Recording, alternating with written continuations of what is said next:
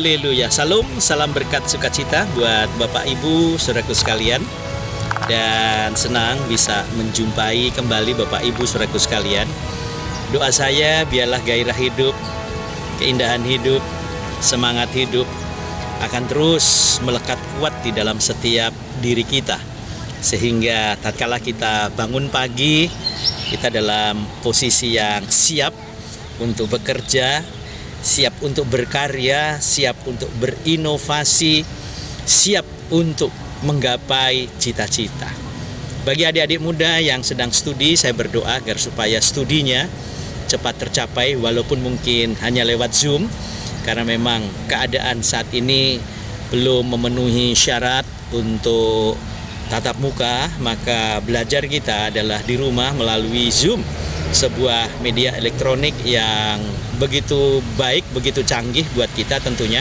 Karena zaman kita sekolah dulu sama sekali kita belum pernah melihat hal-hal yang demikian gitu. Menghayal mungkin iya, bermimpi iya saudara, tetapi dalam kenyataannya sekarang ini itu muncul. Maka kalau kita orang-orang yang dipilih oleh Tuhan dan kita adalah orang-orang yang disayangi oleh Tuhan, wah, kita berarti adalah anak-anaknya yang luar biasa, saudara. Firman Tuhan terambil di dalam Yakobus pasal 2, hendak memberikan pelajaran penting buat kita. Pasal 2 Yakobus, saudara ya, ayat yang kelima dikatakan demikian. Dengarkanlah, hai saudara-saudara yang kukasihi. Bukankah Allah memilih orang-orang yang dianggap miskin oleh dunia untuk menjadi kaya dalam iman dan menjadi ahli waris kerajaan yang telah menjadikannya barang siapa yang mengasihi Dia.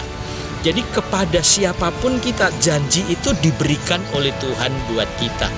Maka Allah yang memilih kita, saudara, mungkin kita miskin ya dibandingkan orang-orang yang lain. Tetapi saudara jangan merasa minder dan jangan merasa putus asa. Kalau saudara miskin dalam ilmu, mari kita terus belajar mengisi ilmu itu. Karena pada saat proses kita masuk dalam sebuah pendidikan, kita menyerap ilmu sebanyak-banyaknya. Tetapi pada saat kita sudah masuk di dalam pelayanan, masuk dalam pekerjaan, kita menerapkan ilmu sebanyak-banyaknya.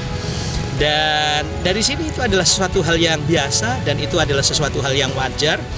Tetapi yang tidak wajar adalah tatkala kita kehilangan kemauan, kehilangan semangat, kehilangan gairah, dan sifatnya masa bodoh. Nah, ini yang berbahaya.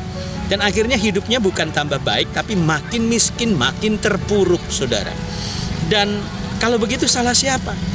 Ya salah kita sendiri, saudara.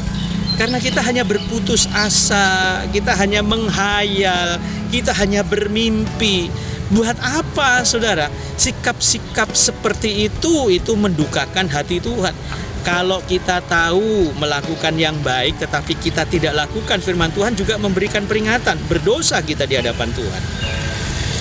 Jangan minder terhadap apa yang kita alami, saudara, atau keadaan yang sedang kita alami.